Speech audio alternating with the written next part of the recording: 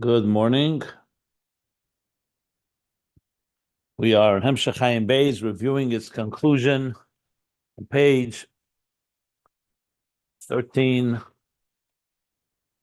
Let's see, 1398. Let's sum up what we learned and we'll continue.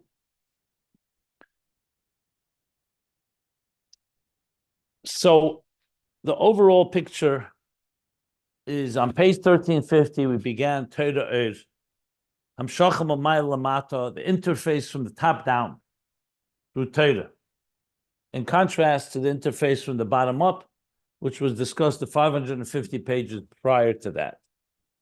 Obviously, there's overlap.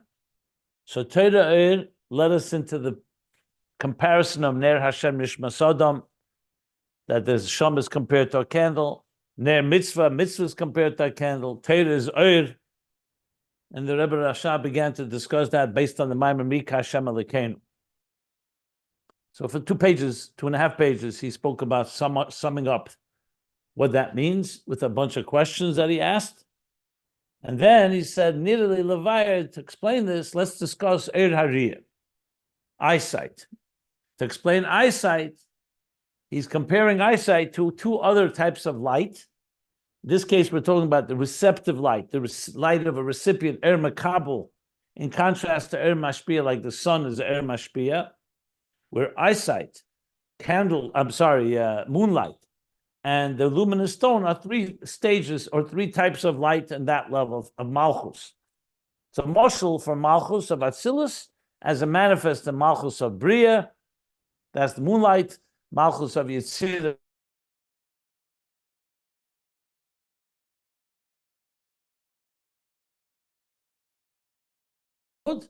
which correspond to these three levels of Ohr Mekabel.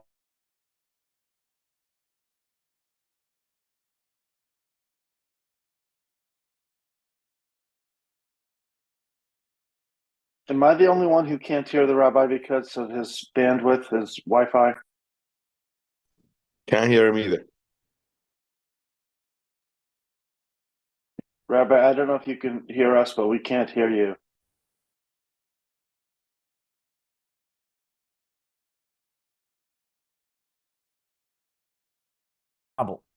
Talmud is in Bria, just over the last 20-some pages. Hey, you guys, can you hear me? You just came back, but we lost you for 15 or 20 seconds. Not 15, 20 minutes, 15 seconds? Okay. Seconds. Yeah, I said seconds. Okay, good. Okay. You were talking about just the three types of Ohr Mekabel. That's where you stopped. Right. Which correspond to moonlight, the luminous stone, and eyesight. And that in turn, to explain that, he spoke about Mikra, Mishnah, Talmud. Talmud is in Bria, Mishnah is in Yitzira, and Mikra is in Asiya. That's what we discussed over the last, you can say, from the bottom of page 1364. So we're talking about a good 30 pages. And then the final part of that, after explaining Mikra and then Mishnah and Talmud, explaining that Talmud compares to the moonlight that illuminates the darkness, and Mishnah compares to the luminous stone which absorbs the light of the Mashpia, which is Torah Shebiksav, Chochma love, Torah Shebiksav, radiating and illuminating Chochma Tatov, Torah Shebapeh. That's Yitzira. We returned yesterday back on page 1398 to Ohr Hariyah.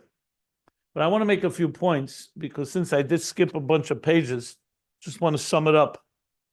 So the context is that, like I've discussed a number of times, is all of these are Ohr Mekabel because they are all levels of Torah that receive from Hashem.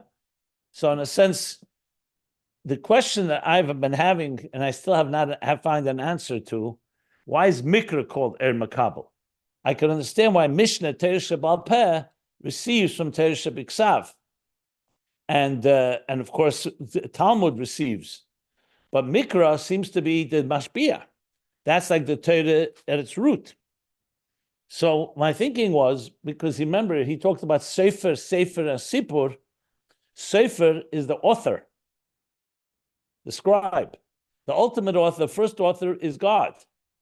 So in a sense, Hashem is the mashpia. So Mikra is the book, is the Sefer. That's the written Torah. And of course, the author sees in it everything that remains hidden to everyone else. In the time of Moshe and all the way till the time of Rabbeinu HaKadosh, they were able to see in the Mikra, and especially Mishnah, illuminated what's said in Mikra. So they also had a certain sense. In time of Talmud, that's where he called the Talmud the Divrei Sofrim, the scribes and authors, so to speak, of the Talmud. They're the ones that have to go dig deeper into the Sefer to access the Sefer, which is God's intentions, the author's intentions that lies embedded within the letters and words of Torah, as we learned. So in that context, you'd say Hashem is the mashpia, like the sun. And then there are three levels of Mekabel. Ohr Mekabel of Mikra is Mishnah is rooted in Chagas, in the Midas, and embedded in Malchus of Yetzirah, or the Midas of Yetzirah, you can say, because Yetzirah is Chagas, the Midas, but the Malchus of Yetzirah is where it really manifests. And finally, Talmud is Nehiyah, or Chabad of Nehiyah of Atzilus, that manifests in Malchus of Bria. That's a summation of that whole discussion. The final part of it was reconciling the issue that Bria is higher than Yetzirah, but on the other hand, Bria's Yetzer is Beira Cheshech, is connected to darkness and concealment, which is like Talmud, and Mishnah is Yetzer Er, a lower world, but more revealed. So I want to say the following. In reviewing it again and thinking about it, I would separate two pieces here. That Mishnah and Talmud are connected, Talmud and Mishnah correspond to Bria and Yetzirah, that's very clear. That he makes it very clear. That Talmud is Choshech, Machshakim Meshivani, begins with the darkness, because the Chochma Ilah that radiates in Chochma Tatah Mishnah is concealed. That's why the Talmudic sages have to deliberate and explore and ask questions and probe to try to understand the deeper meaning. So that's the correspondence to Beira Cheshech. That Mishnah, like he said, is Yetzirah, Yetzer Er, because by the Bali HaMishnah, the Mishnaic sages, they had clarity that we received all the way Ish Mipi Ish, all the way back to Moshe from Sinai, from Hashem. So that's why it's Yetzer. But then there's another part, which is really, he never really brings it back to Mishnah and Talmud, because it may not be really applicable. To say, for example, the points that he's making, that you need Gilui, is more powerful than Cheshech. Yes, that's the Maila of the Tanoim, that they had clarity. The Maila of Talmud is that it reaches deeper etzem through the probing. But the further discussion, as he begins to elaborate on that, as we learned inside, the Maila of Gilui, the Tachlis HaKavon is Gilui, he doesn't go back to Mishnah and Talmud because it's not necessarily relevant. Not every aspect of it applies to Mishnah and Talmud. Because, for example, the idea that Talmud is higher than Mishnah, that he doesn't say. It says Talmud reaches deeper than Mishnah. It reaches a higher place than Mishnah because it's going back to the source. Because in Bria, you have the Ayin of Keser, and in Yetzirah, you have the Gilui. But the very idea that Yetzirah comes from Bria, where he said, from the Sosum, from the concealed comes the revealed, that is not so simple, because Talmud does not come from Mishnah. Mishnah doesn't come out of Talmud. Talmud comes out of Mishnah.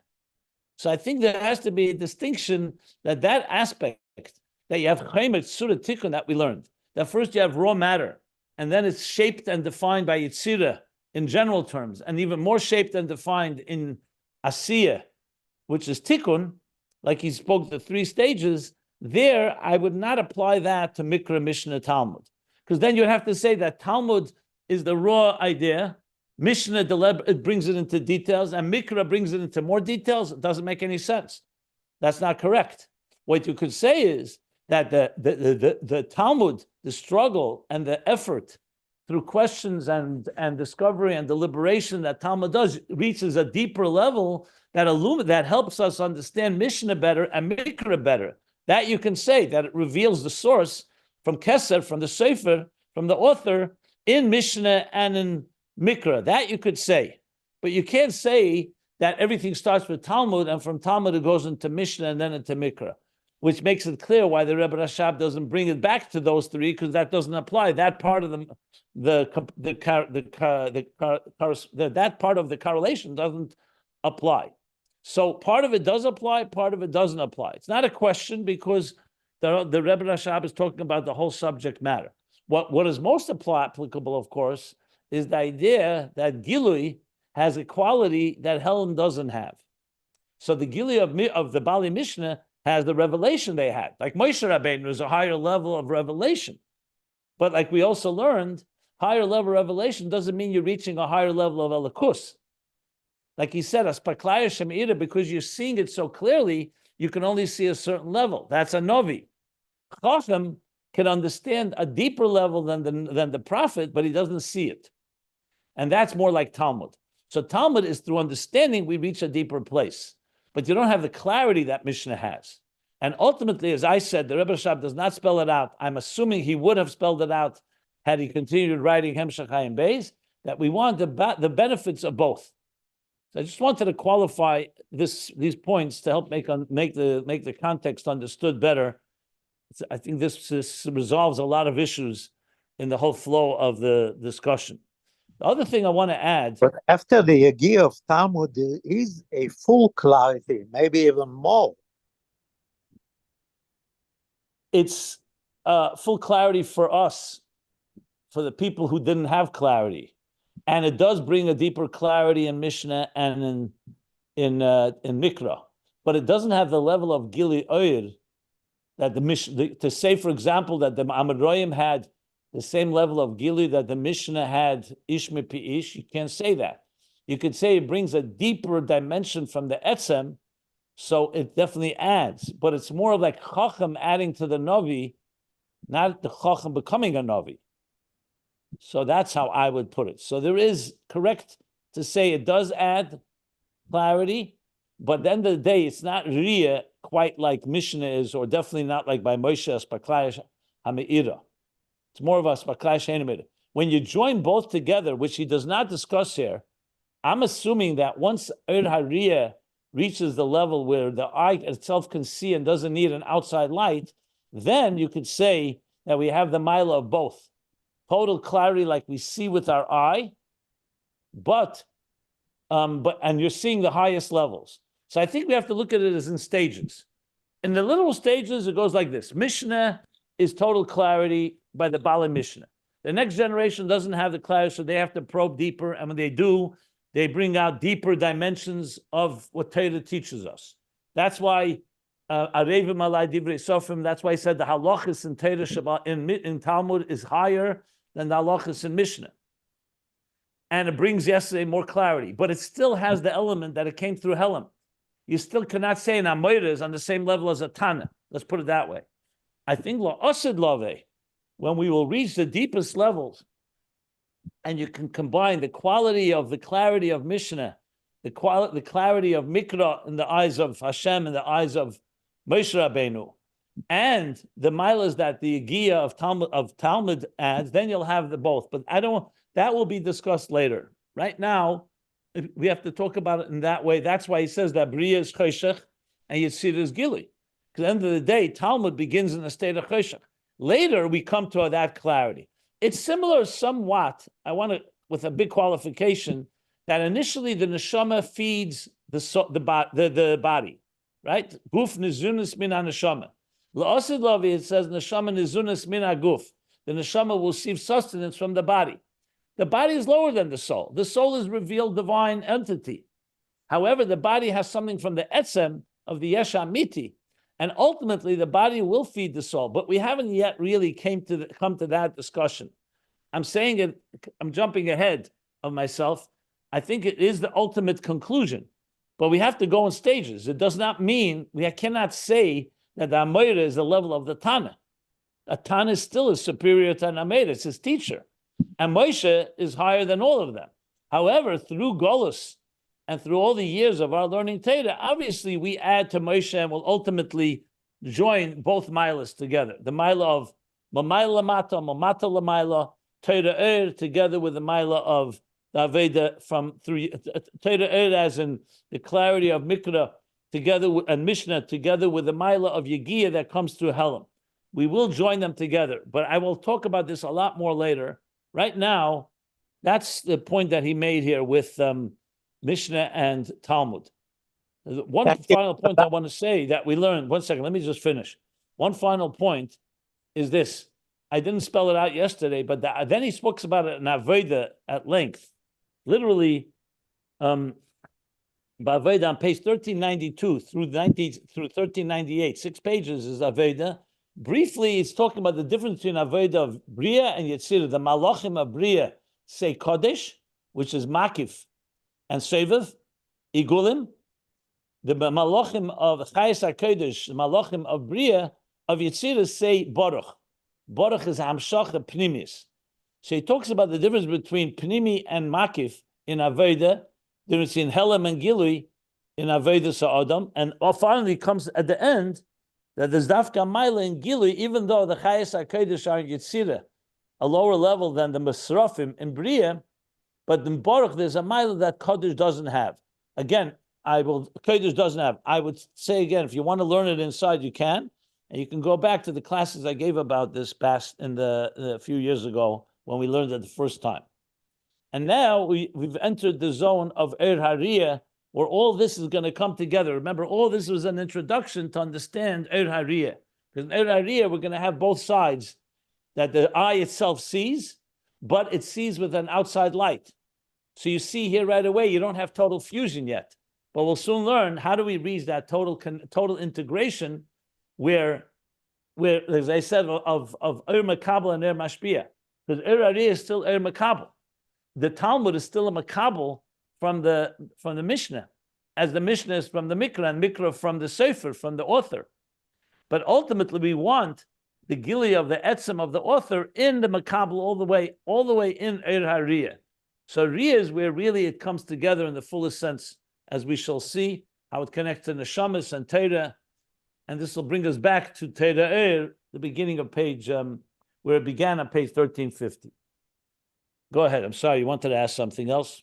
No, you explained it. Bria is Chayshech and the Tachlis is Gilui, but until Mashiach is coming, there is a big mile in them Gilui, but the clarity is still now in Bria much more, even though it's Chayshech, much more than it is in the Gilui. But through the Yegiya, not on its own. Yeah, through Yegiya. And we don't have the clarity, but it's just like saying in Golos, I don't want to compare it to Golos because Golos is more Mamata Lamaila that we learned before Torah Eid, but similar to the Mamata Lamaila. Golos, Yofa Sha'achas B'tshuva Maisim Tevim, Be'elam Hazam Ekol Chai Elam Haba. Why? Because we get the Etzem here. Nachas Ruach Beira is the Aveda here. But Yofa Sha'achas Shal Kedas Ruach Be'elam Haba Ekol Chai Elam Hazam. Why? Because pleasure, Gilui, in the Elam Haba is much higher. Nachas Ruach Nivra. The Osid Lava, you're going to have the Maila of both. The Maila of Elam Hazeh through Aveda, and the Maila of Elam Haba, the Gilui. You'll have Etzem Begilui. That's essentially the idea. But there, we're talking, that's the interface Mamata Lamaila when you're talking Tefillah through distress, through Helam. Here, we're talking Mamata Lamaila through in Torah Shabbat Peh. So that's the essential idea. So is Golas higher than Geula? Is Golas higher than Beis Hamikdash? No, Beis Hamikdash is a much higher level in Giluyim. But in Golas, through our Aveda in Golas, we reach a deeper level. And then you want both. You want the deeper level Begilui Mamish. Not just Gilui of Shmiya, but Gilui of Riyah. That's why Veinenu Me'iris Kishemeshik Yereach is already a La'osad concept. That our eyes will see like the sun and moon. That today the eyes see because there's an outside light that illuminates. That the eyes themselves should see. And then we'll learn even a higher level. That's the source of where vision comes from the Etzem. That's already higher levels that come after the years of Aveda. So that's the key point that we have to keep in mind. That's the bottom line.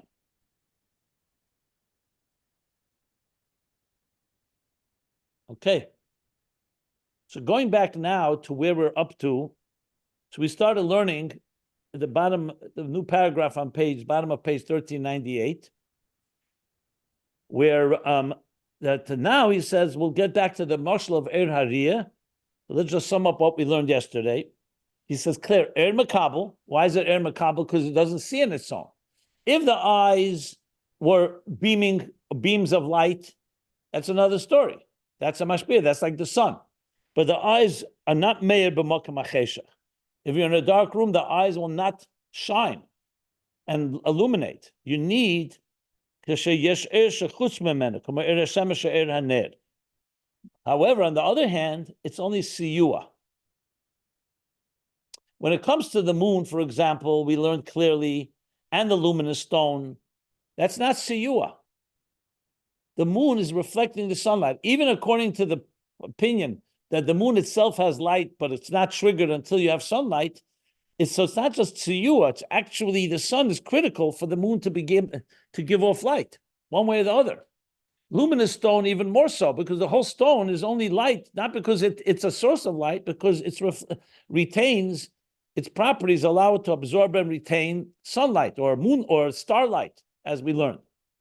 Here, the eye itself is a moir, even though the moon is also a moir, but it's a moir that is not a revealing moir. The eye actually sees. So the light that is helping it, but however, it's Mekabel because it needs an outside light to allow it to see. So in other words, to create an environment that's illuminated, so now the eye can see. But it's not the light, the outside light that's seeing. It's the eye that sees. So it's in as far as Mekabel goes, it has much more a certain element of moir and oir in it than moonlight and the luminous stone have, because both of those are not seeing entities. The only thing is that today we cannot see directly without an external light, like he says here. But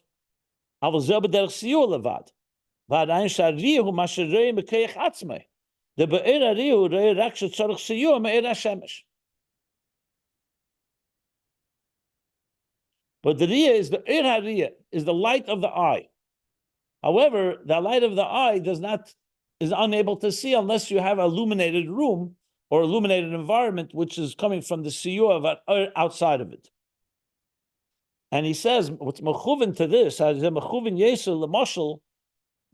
what relates to this is the mashal of tzmicha. God created the earth on the third day. He said, that the earth should have the power of vegetation, that things will grow from earth. They don't grow in heaven. They don't grow on a table. They don't grow just in midair. The earth has the power of tzmicha. However, you need the rain to be a catalyst that so-called stimulates the koyach hasmicha within the earth. So it's the koyach smicha sheba'aretz, just like koyach hariyah sheba'ayin. The eye has the power to see, just like the ear has the power to hear, and the nose has the power to smell, and the brain has the power to conceive ideas. The eye has the power to see, like the earth has the power to grow. Our needs support from some outside force, which is the rain. Is this called a Mekabel or a Mashpia? He calls it, read the first line, Ohr Mekabel, because it needs the outside light. So initially it's Ohr Mekabel. Later we'll learn that it becomes a Mashpia but it's not that way in the normal way. The way we see, I cannot see in the dark. That's the bottom line. It's not the rain that is causing growth, it's the earth has the power. That's why if it rains, for example, on a table, or it rains inside your house, things don't start growing. It's only when it rains on the earth, where there's the power of tzmicha, the koyach hatzmicha.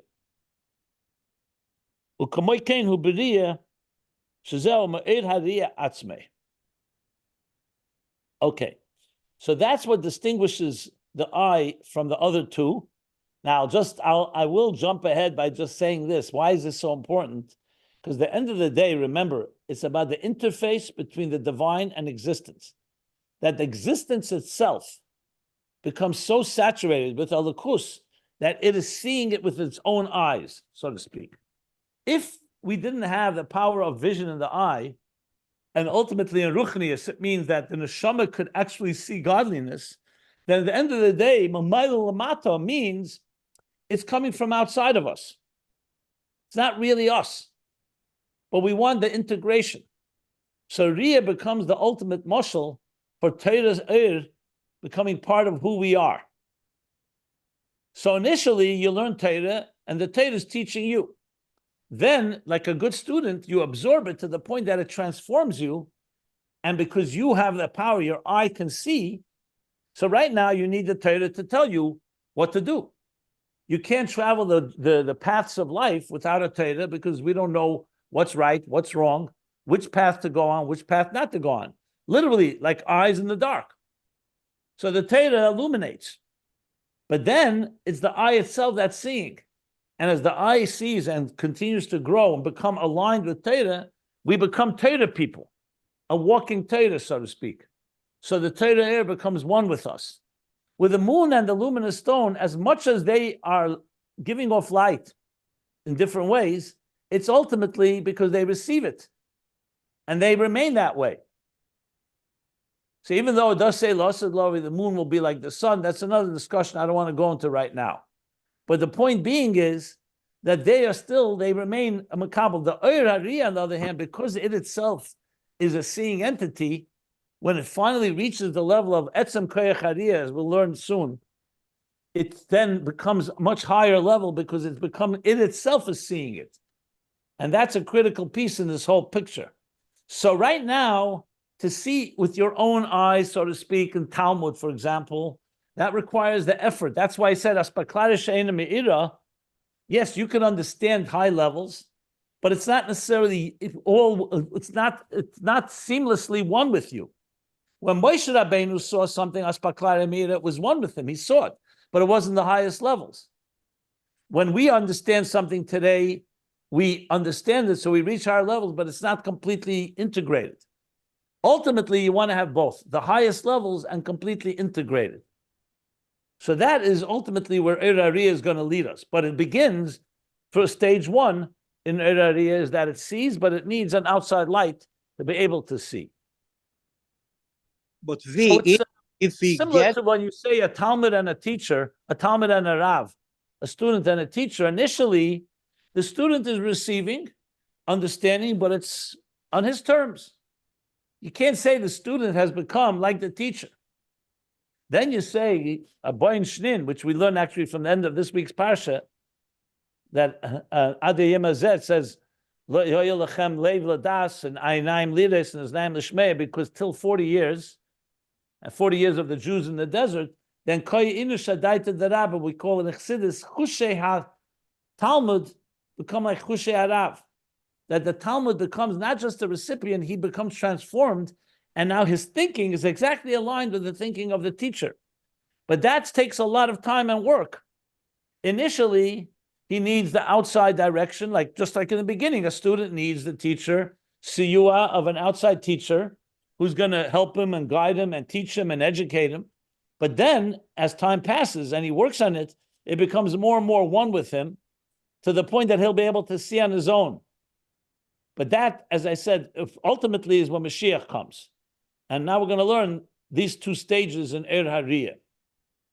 But before Mashiach is coming, the student cannot reach higher than the teacher, even Arboim Shnim. Correct? Well, you have students that have reached higher than teachers. No? How is the moon different from the Even Toiv? I would just refer you back to what we learned earlier. He gave a whole example. The moon is a ma'ir. The Even Toiv is just a pure reflection. The moon is ma'iris hagdelim. It's a ma'ir. It gives off light and illuminates the dark. The stone does not illuminate the dark. It just shines in the dark, but it doesn't illuminate the dark. Go back to the beginning of the subject. He spoke about it in detail, the difference between the two. We're talking now all the way back on 1352, 1353.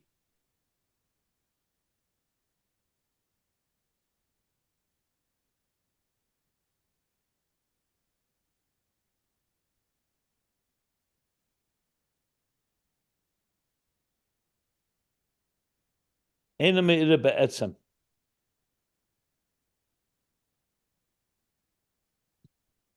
Okay. Are there any other questions?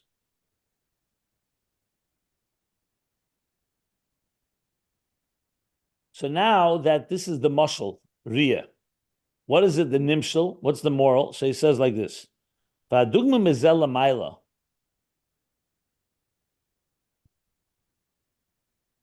What is the example of this above?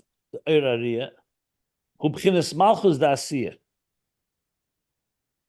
This corresponds with, like we learned earlier, to Malchus of Asiya. Hainu Malchus d'Atzilus hamislabeshes b'Malchus d'Asiya. Because remember, all is rooted in Malchus of Atzilus, as it manifests either in Malchus of Bria or Malchus of Yetzirah. And here we're talking about the moon is in Malchus of Bria. The luminous stone is Malchus of Yetzirah. And here we're talking about Malchus of Asiya. We made this point very clear much earlier. Yeah.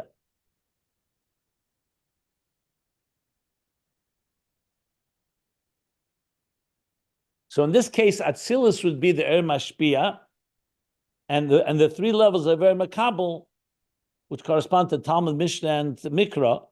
But right now we'll talk about it more, which correspond to the moonlight, the luminous stone, and Riyah is Malchus of Bria, Yetzirah, and Asiya. So what is this? So what does the Moshel tell us about Malchus of Asiya? It goes like this. And now we understand deeper why he's bringing Riyah and Shmiya. If you recall the Maimer of Mika Hashem Elokeinu, a Magbil L'Sheves, a Mashpili Lires. So if you recall, Mashpili Lires was Teira Riyah, which is higher than Shmiya of Shema Yisrael, which is the neshama on its own as it affects the animal soul. And V'ahavtas Hashem Elokecha. Riyah, he says, is a higher level that's dafka through Teira. So we're going to talk about this later a lot more, but I just wanted to put it into the proper context here. So we know the difference between Riyah and Shmiya is the Shmiya tefes dover ruchni, the Riyah tefes dover gashmi. So when you hear something, you're not grasping the physical matter. You're hearing its sound, or you're hearing someone talk about it, the narrative. When you see, you actually see physical matter. And that's why the example of Ohr Riyah is Asiya, because Asiya is referring to something a lower level, because sight, which is a higher level than sound, goes down to a lower level. Like we learned earlier, the higher it is, the lower it can go. So Riyah has that capacity to actually see an object. If you didn't see it, you'd have to hear about it. Someone would tell you about it. But that's already more the ruchnius of it. You're not the tangible mamoshes of the concrete item. It's being described. So on one hand, Shmiya is more pnimius, because like we spoke before about Chochma and Novi. A Novi is Riyah. Chochma is Shmiya. Hasoga, understanding, you can go farther, but you don't see it with your own eyes. So you don't have that clarity.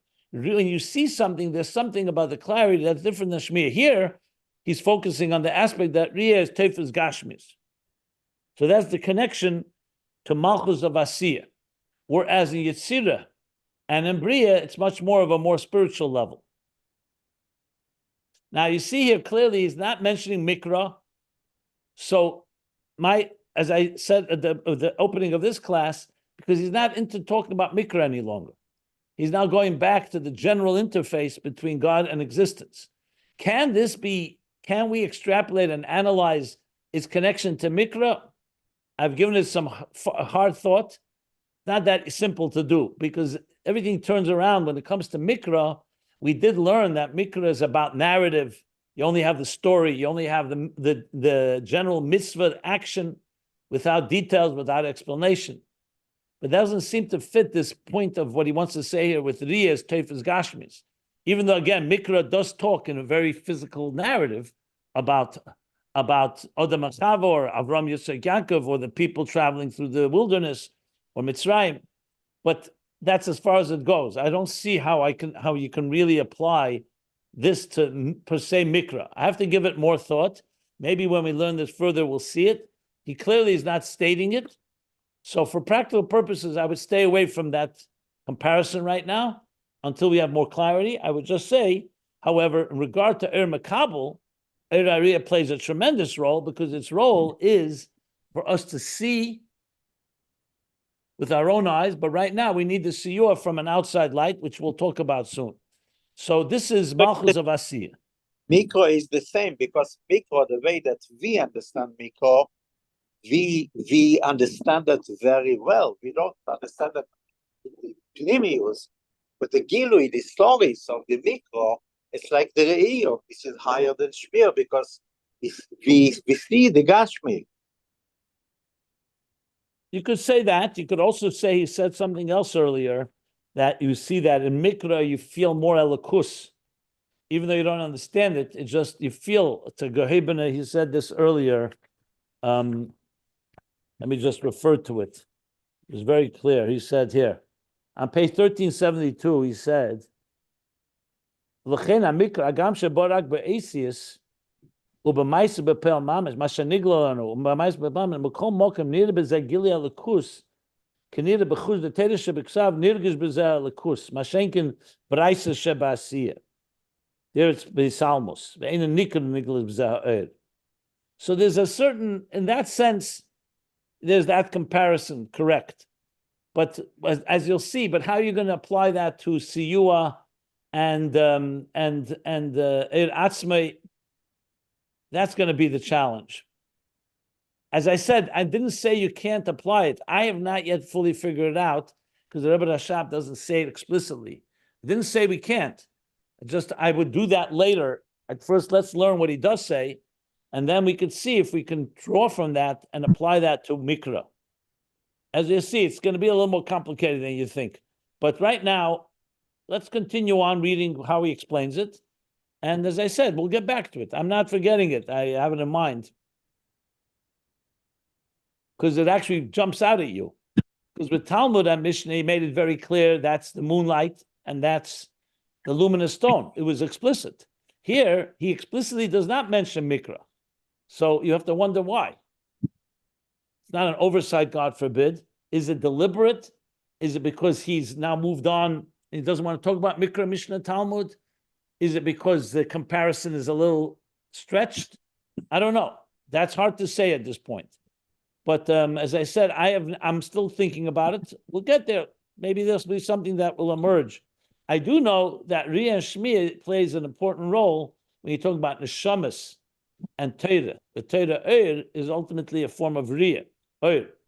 So we'll see here where it goes. Okay. So now he continues and is going to explain this whole idea of what Ohr HaRiyah really is. To understand Yesh Lahagdim. So we have now another introduction he wants to give us. We need to preface to understand this Ohr HaRiyah. Tchila, Yesh Lahagdim Tchila, we need to first preface the Mashin is Bar, the Ohr HaRiyah, Ohr Mekabel. That was explained that Ohr HaRiyah is Ohr Mekabel because it cannot see on its own. It needs an outside light to illuminate. So now he's going to make another distinction. Till now we were saying, okay, the eye itself sees, the moon and the stone don't have that power to see, so to speak. But there's something even more so. Even calling it Ohr Mekabel is only one level in Riyah. The way the eyesight manifests in the vessel called the eye, Kleya Ayin, in the eye vessel. That's when it's a Mekabel where it needs an outside light. But the very core power of sight, Shebenefesh in the soul, ain't a b'chinas Ohr Mekabel. It's not in a state of Ohr Mekabel, which you cannot say that on the moon or the luminous stone. The moon is a little more complicated, but the stone for sure not. Because Etzem Koyach HaRiyah, as he's going to explain, doesn't have this limitation. In other words, the fact that God created a power of vision in our soul That's not an Ohr Mekabel. It's the way that power of vision manifests in the Klei Ayin. That's where it's an Ohr Mekabel and it needs Siyuah, which immediately tells you that if you can access the Etzem Koyach Hariyah, you wouldn't need a Siyuah. You wouldn't need an outside light because it has the ability to see, as we'll learn.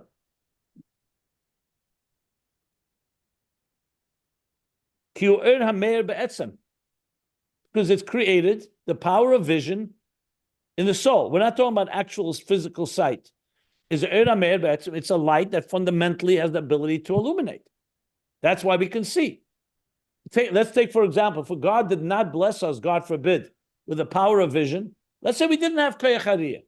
You had Koyach Hashmiyah, you could listen, you could smell, you could taste, you can touch. But you don't have the sense of sight.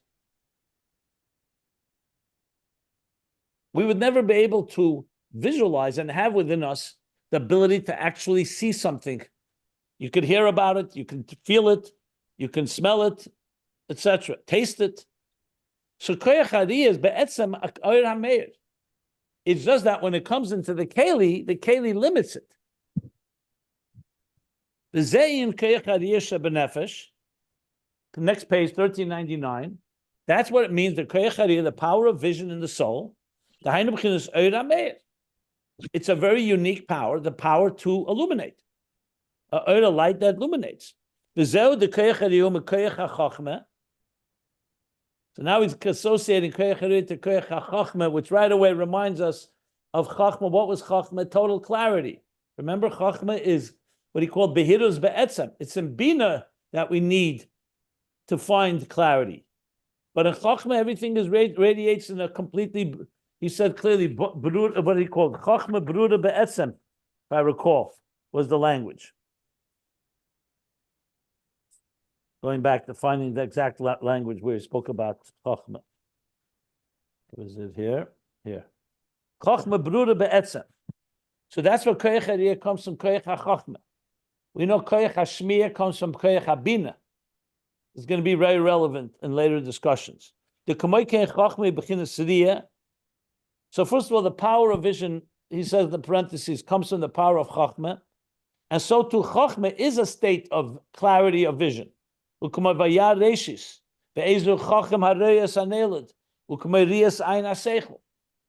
words, we associate Chochma with sight, the clarity of Chochma. Reshis always refers to Chochma. Who's the wise one? He sees the future. He sees the birthing. He sees the consequences or implications. Rias Ayin HaSeichel, we call it. To see with the mind, the eye of the mind. Call it vision, a visual. The Chochma b'chinas ershe b'nefesh u'meir kol dover. Because Chochma is the power of light in the nefesh that illuminates everything. B'loshen Yiddish or Ashkenaz, b'leicht alts. It illuminates everything. The fact that we have Chochma is an illuminating force. Bina fleshes it out and develops it, but Chochma is that pure clarity.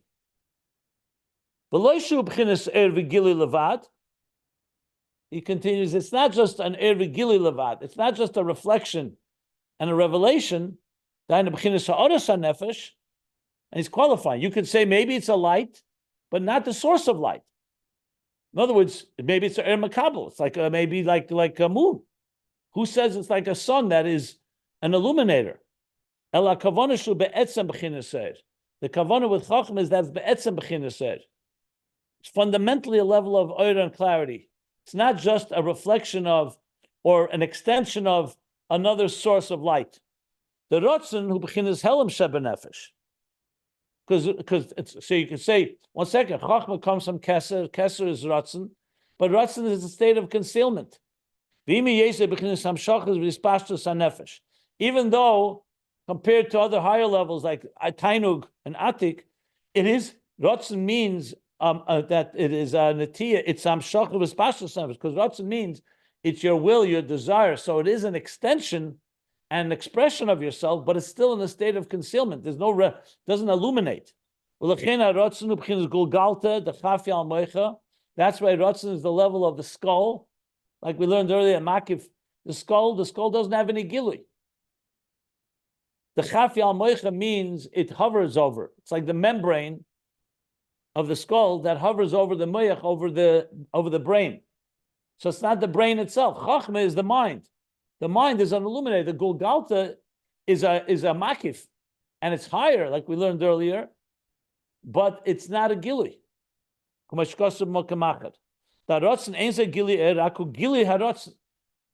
not a gili, it's just the gili of your desire. This is what I want. But it's not yet a gili that you can talk about and say an explanation, a clarity. You don't have clarity, especially that's why when a person wants something, doesn't mean you have clarity. All you know is that he wants it. If a king decrees so and so, that's his ratzon. Chochma illuminates, explains why, the reasons behind it. The Chochma b'chinas Ohr be'etzem. And Chochma, on the other hand, is Ohr be'etzem v'Ohr hameir.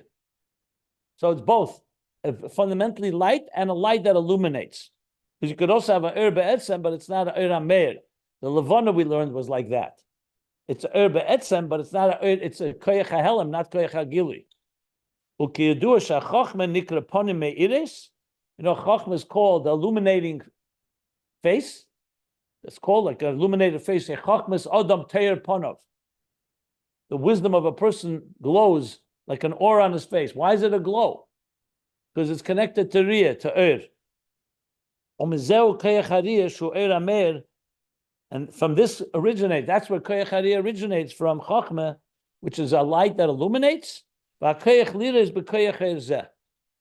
And the power to see with this power of light from Chochma. So in other words, it's a source of light. So from that point of view, Etzem Koyach Hariyah, it doesn't need an outside light. It itself is a source of light. And if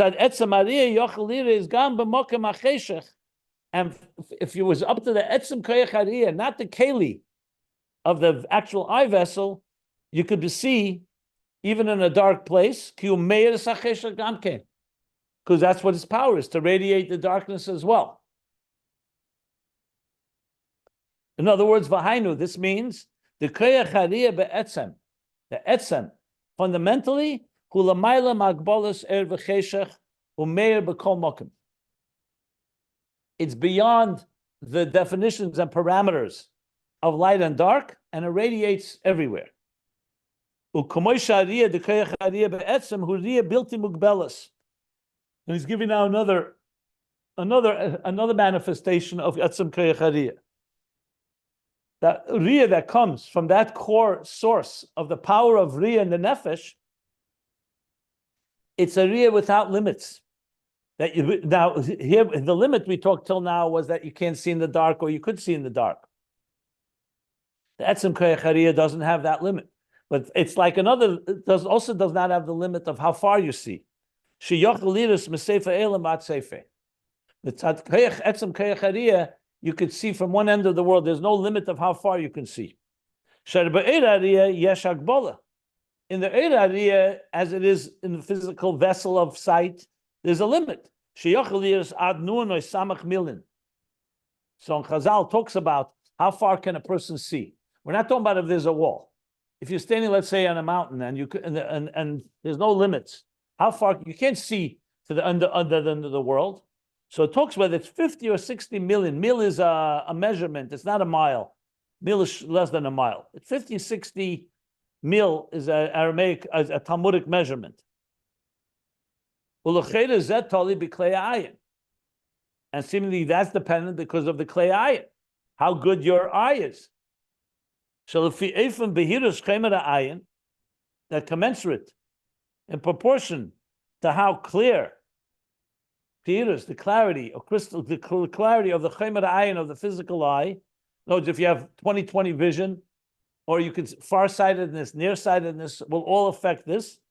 Mekabel hariyah ba'atzmei.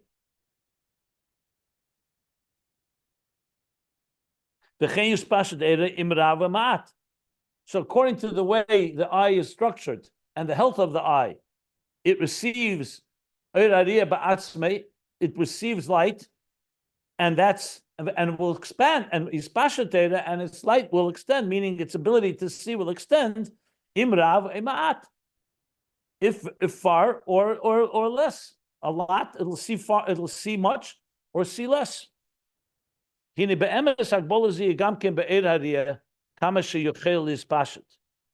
not just the keli that Rebbe Rashab says. You could say maybe it's just the keli that's limiting it, but not the oir in the keli. So he says the truth is this limitation is also in the oir hariyah, how far it can actually extend. Like we see with the light of the sun, you can't compare the light and the heat that's close to the sun and that's distant from the sun.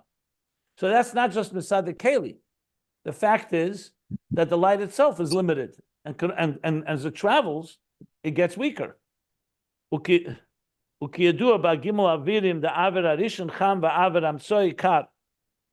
in Chazal it talks about Hagbole, the oil shemesh, when you are further, there is something that blocks, but the oil has no hagbole.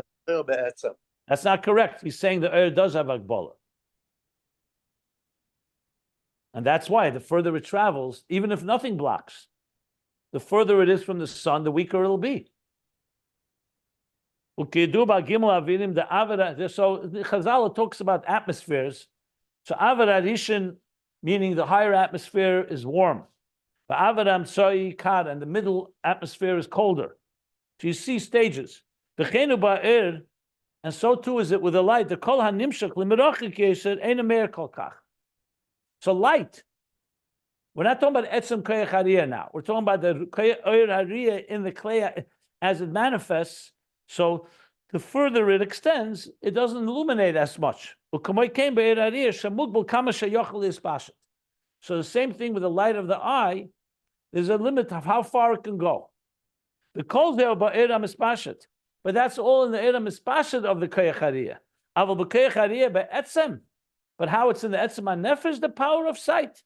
Ein shum agbola klal, v'roye boy m'sefer elam v'ad sefer. And you can see from one end of the world to the other, there's no limit from tzadat koyach. U'kamoy kein lo yesh b'koyach hariyah atzmi, and this now brings it back to us, that the same thing is the aspect of seeing in the dark. This agbola, the cheshach ve'er, that I cannot see, is only the oir hariyah as it manifests in the klei hariyah, meaning the oir hamispashet. But etzem hariyurei b'makam hachesher kobay b'makam ha'oir. But etzem koyach hariyah, for us it's hypothetical, but conceptually sees in the dark just as it sees in the light.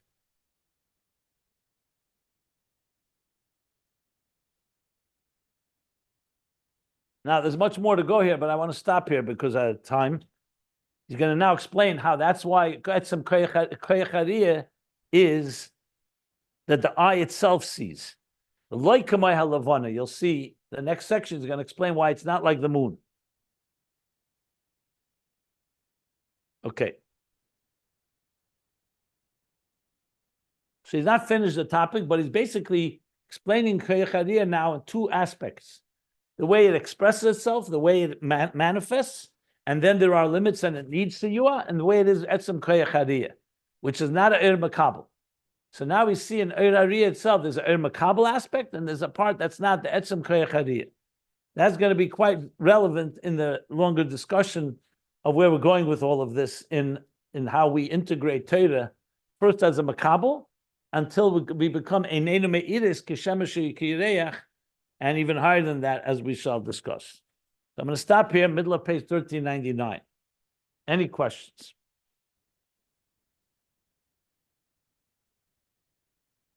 Does it ever give us sources for this knowledge about the Koyach Hariyah? What do you mean by sources? It seems like such it's a nice thought and everything, but I really would like to know where he gets it. That's all. And where does he get everything he writes? I mean, why is he not a source? I mean, if you knew that the Rebbe Rashab took it from the Rebbe Marash, and the Rebbe Marash took it from the Tzemach Tzedek all the way back to the Alter Rebbe, that would be for you enough? Well, it's a start. I'm not clear what you mean. I mean, this is This is, first of all, it's a basic, this is fundamental chassidus. It's like, how does he know that what's going on himself before the Tzimtzum?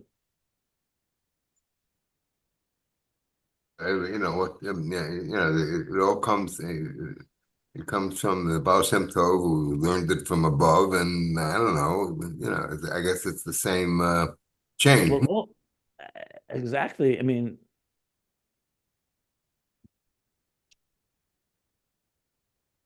yeah. Okay.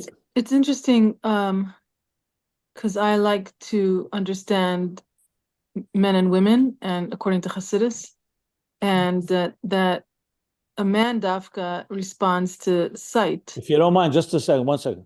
So let me stop here. Let me stop the recording. I have no problem with you associating with that, but it's really your own personal journey. That's not the Ayin Beis. No, it's from what you said today. Yeah, but 1 second, 1 second. Let me just, I'm going to stop here. We're on page 1390. Look, people listen to this class quite a lot, so I want to make sure that we're focused here. I want to bring outside things I'm happy to talk about, but